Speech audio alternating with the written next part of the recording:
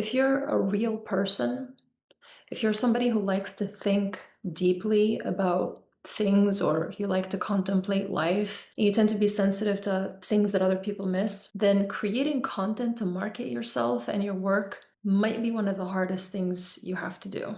And it's not even because you have to learn how to create content or how to market yourself or even how to sell yourself. It's because you have to learn how to be yourself and how to be yourself on the internet, where everyone, it seems, is telling you, whether directly or indirectly, that you can't do that. Most content creators and most professionals who use content to promote their work skip this part completely. They're happy to be mechanical about their content. But if you're the person I described earlier, then you probably have noticed that it doesn't work for you. There's something about all the rules around this is how often you should post, or this is the structure of the video, or these are the topics you're allowed or not allowed to talk about.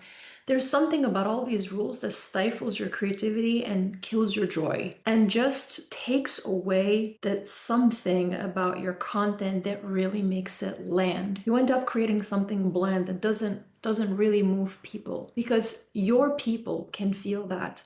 You're not trying to talk to the masses. With your kind of work, if you're the person I described earlier, you're not trying to talk to the masses. You're also trying to talk to someone like you. You don't like mechanical content that doesn't have soul. Your kind of person also doesn't like mechanical content that doesn't have a soul.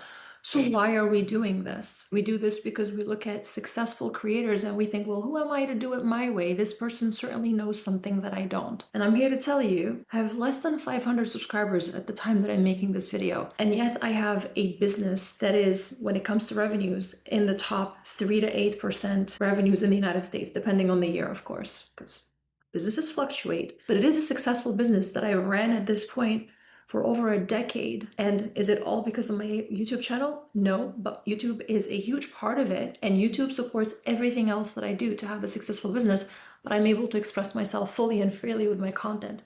I don't have to make content that follows those rules that stifle my creativity. And I think that your content has to come from the same place that your work and your craft comes from. It has to be an extension of the product or service that you're creating. If you're an artist, you can't just put on a dry salesperson hat when it comes to your content to try to sell your art. If you're a facilitator, if you're a guide, if you're a mentor, whatever it is that you do, your content has to be an extension of the spirit, the person behind the scenes, the same person who is crafting the craft.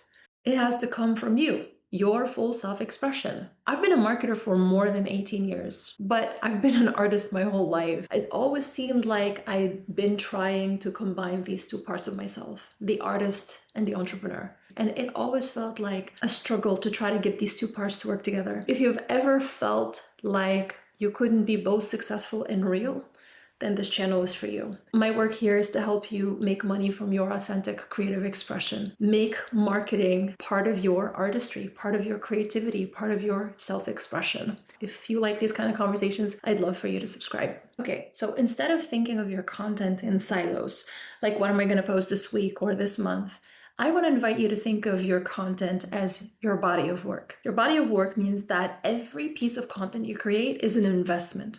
You're not just thinking about, when I post it this week, how many views or likes or clicks or purchases am I going to get? You're thinking, in 5 years or in 10 years, when a person lands on my profile, when they land on my channel, what are they going to find? Cumulatively, what are they going to find? So now you're thinking about how every piece of content, it works together to build a map of your consciousness or your mind. And we call it a body of work because, like a body, it's alive. Your body of work, unlike your physical body, is going to outlive you, hopefully. So what do you want to leave behind? What kind of thoughts do you want to leave behind? What's your school of thought?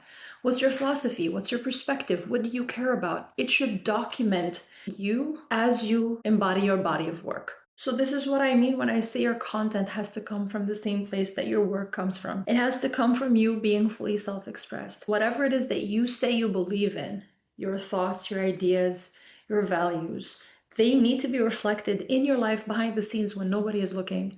And as you keep embodying your work, you keep sharing it, and it becomes a vault to your consciousness, that when a person doesn't know everything about you, but they are interested in one of your key ideas, In 5 years or 10 years, they can go to your channel or profile and they can access a map of your mind. And all, the greats, the greatest thinkers, the greatest artists, they've all done it this way. They all have a vault to their consciousness in their work. It is not a reflection of a fleeting moment of what they think would work in the next week or what would get them the, riding some sort of trend or chasing after some sort of spike of dopamine. It's rather a representation of a constant in their minds and something that they've wrestled with for a while. And so that's why when you look at the body of work, it's cohesive and it makes complete sense together. All the pieces complete each other. It's not the fast food of content creation. And content, by the way, can be a video like this, just like it could be a book.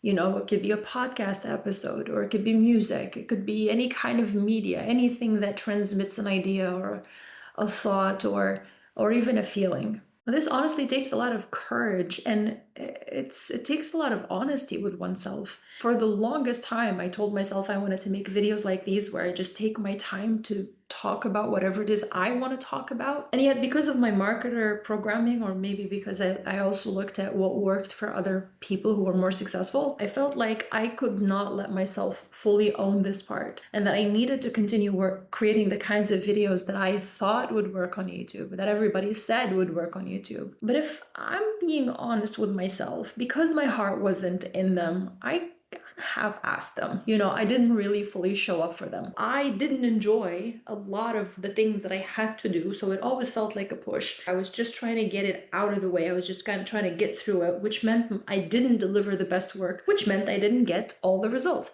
Meanwhile, as I was trying to do occasionally to do the kind of videos I really wanted to do, I was drained. A lot of my energy was spent doing all these things that I thought I should do or need to do. So when it came time to actually dedicate myself to the thing I actually wanted to do, I didn't have as much energy. And so it was like a losing game on all fronts. So I had to finally be honest with myself and admit that my true desire really was to make videos where I express myself and my ideas, not necessarily to make the 10 steps to increase your conversion rates or whatever else that marketers are expected to create, but to take marketing from this angle, or even pull away from marketing completely and talk about full self-expression and self-actualization or whatever the heck I wanted to talk about, and not limit myself by what I thought I needed to do in order to get the results that I wanted. And that also meant if I wanted to create crafted, slower videos, yes, it meant there was a price to pay. It meant the algorithm wasn't going to as easily categorize me. Growth was going to be slower. Not everybody was going to get it, but that was okay. It was okay because I had to prioritize what made me happy, and I had to think long-term.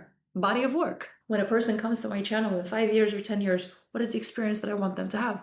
I want that person to be blown away by the consistency and intentionality that I had from the beginning, so I better get to work.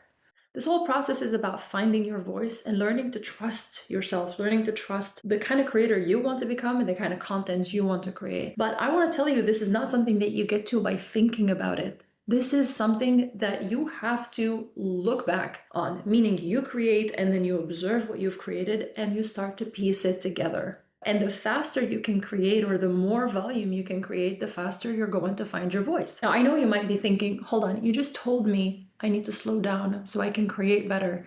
And now you're telling me I need to create more to find my voice? Well, it happens in stages. The first monster is fear. When I work with clients who have never posted a video or never showed their faces on camera, I just tell them, just go live. Go live for 30 days. You know what happens when you go live? You turn on the camera, you say something stupid, and you realize it didn't kill you. And that's great, because all the fears about being on camera or saying the wrong thing or offending someone or making a mistake, all the perfectionism of wanting to do 100 takes to make the perfect video and say it perfectly in one, all of that goes out the window when you go live. Expose yourself to it again and again and again. By the end of those 30 days, you will have a much better relationship with fear. Now, at this stage, you don't have to overthink it. Just pick one topic, one key idea, or 3 key ideas, and just go live. If for any reason you can't go live, and really, you can't go live, not that you're BSing yourself, right? Like, you have small kids and they're a menace. Record yourself every day. You don't even have to post all of those videos. But I promise you that if you record yourself every single day, By the end of the 30 days, there will be at least a handful of videos that are good enough to post. You don't have to post all of them, but you have to post something. You have to get feedback and you have to have something on the line. You can't just create behind the scenes and never let yourself be seen. Now, once you're over the adrenaline rush of posting and the novelty starts to fade, the next thing to tackle is how do you be consistent without burning out? This isn't so much about being consistent with your posting schedule, although that's important, but it's not important for the reason that you think. It's not important because whatever platform expects you to post on Saturday at 9 a.m. Central, and if you don't do that, then your growth is going to be stunted. That's not it. The point is to get consistent with the practice itself. When you have a deadline like this, when you say I'm going to post every Saturday at 9 a.m. Central, now you have to sit down and write. You have to record. You have to edit. You have to post. So this is the biggest benefit in this consistency, but you have to do it in a way that doesn't burn you because this is something you're going to do for a long time. So pick a rhythm that you can actually stick to. It doesn't matter if it's one video a week or one video every other week. Pick something you can be consistent with. I have a great resource for you if you're at this stage. You stare at the blank page and you don't know how to flesh out your ideas, how to organize them, how to go from not having any idea what to talk about to actually making a video that is good to ship. I have a Notion template called the Authentic Creator Studio, and it's completely free. I'll put it in the description for you if you want to use it. Okay, back to the consistency stage. It's important at this stage that you start making improvements. How do you do that? Very simple. You watch and listen to every single one of your videos. I know, you'll feel the cringe. I know, you will hate a lot of things, or maybe not, but this is my and pretty much everybody's experience that I've talked to so far. If you are the exception, please let me know. But you will look at your videos and go, ugh, and that's perfectly fine. Watch your video and listen to it and pick one thing you can do better. So this could be your body language, your eye contact with the camera. Maybe it's your pace and how you speak. Maybe you should introduce more silences. Maybe you can change your tone a little bit. Maybe you can reduce your filler words like ums and Don't try to do everything all at once. Pick one thing that you think is going to make the biggest impact and work on it. Once you've mastered it, move to the next improvement, and so on and so forth. This is how you get better at this. And I promise you, this skill will stay forever. You will become a powerful speaker and a powerful communicator everywhere you go. And so this isn't just about content creation. This is about every conversation that you have, whether it's professional conversation or a personal conversation. You have a lot more influence. You have a lot more impact. You can help a lot of people in your personal life. You can negotiate through life better. I promise you, everything is built on top of those conversations. So communication skills, probably in the top 3 or top 5 skills to learn in one's lifetime. This brings me to the third stage. This stage is where you are just perpetually refining your voice and refining your creative process. Ironically, the fear is not gone, but it's a different kind of fear. You're afraid of how far can I go? How bold can I be with this thing? Can I really let myself be myself, and how far can I take it, on camera? What's that fine line between expressing myself to indulge myself because I'm enjoying it and what's actually useful and helpful for the other person? These kinds of slightly more advanced questions than, how do I avoid offending a random ass person on the internet? But you set really high standards for yourself at this stage, and it's not because you have to or you think you're not good enough. It's because you want to.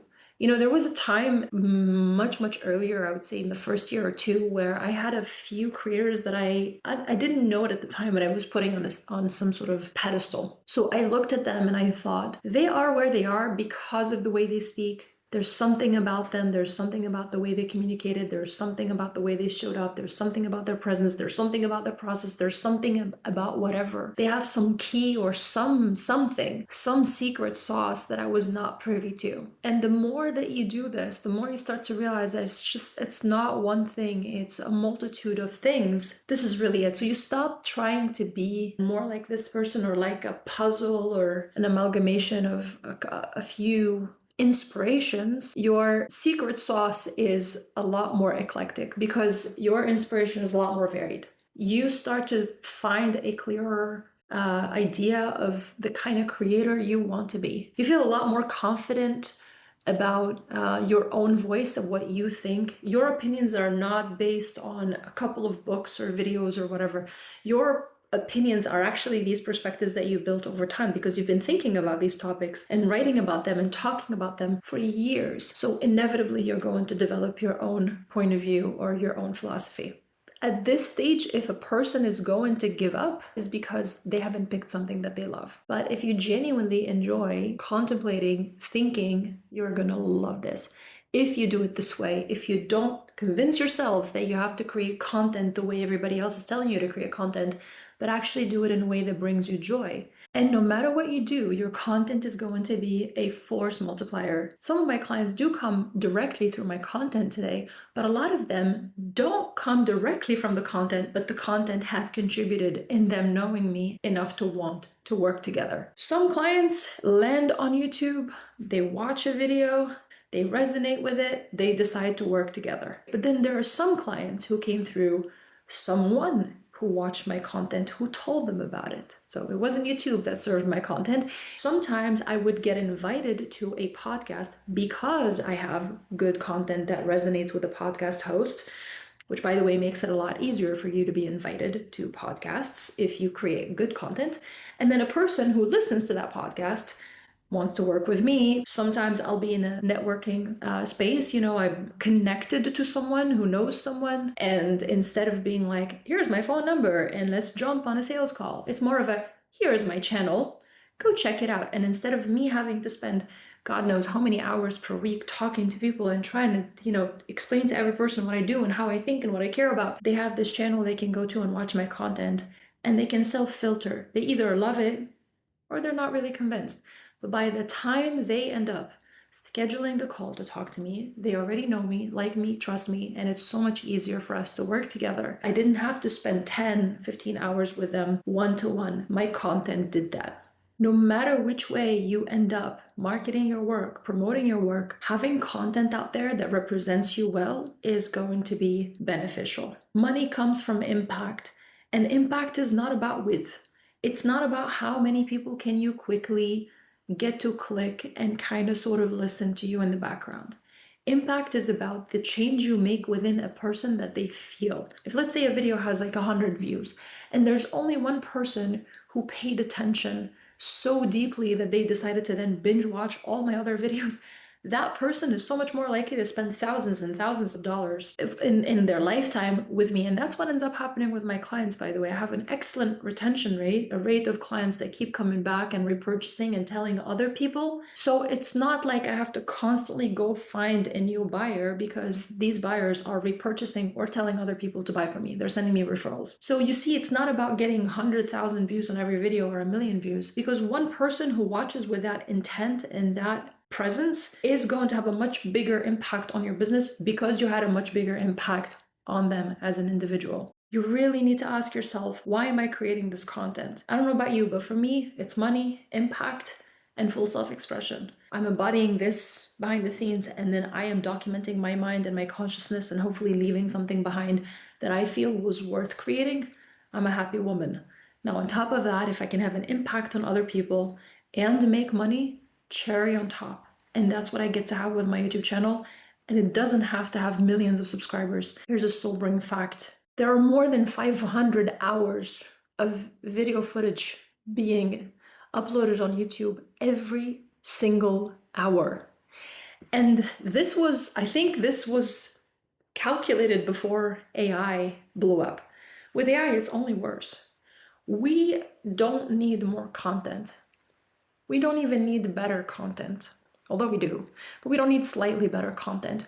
We need art. We are starved for art that is, or content that is treated and seen and created as art. We're starved for content made by people who actually care. People who have patience, the intention, the courage the love, things that are made with love. We are starved for things that are made with love, with care, because frankly, my dear, nothing worthwhile has ever been created by someone who didn't give a shit. Now, if you still feel a little wobbly about what is it that I even want to create, I have an incredible meditation for you. It's called the Brand Essence Meditation. If you want to speak to the spirit of your brand, I know it may sound weird, but you can actually tap into your subconscious and bypass your thinking mind so that you can figure out what really wants to come through you. And this meditation will give you clarity, like a visual and auditory clarity about what is it that you want to create, so you can see it and almost taste it like it's in front of you. I will put it in the description, or whatever you're watching this in, the first comment. It is along my other free resources, things that I hope will help you in building your brand of full self-expression. All right, I'll send you my love for now, and I will see you next time.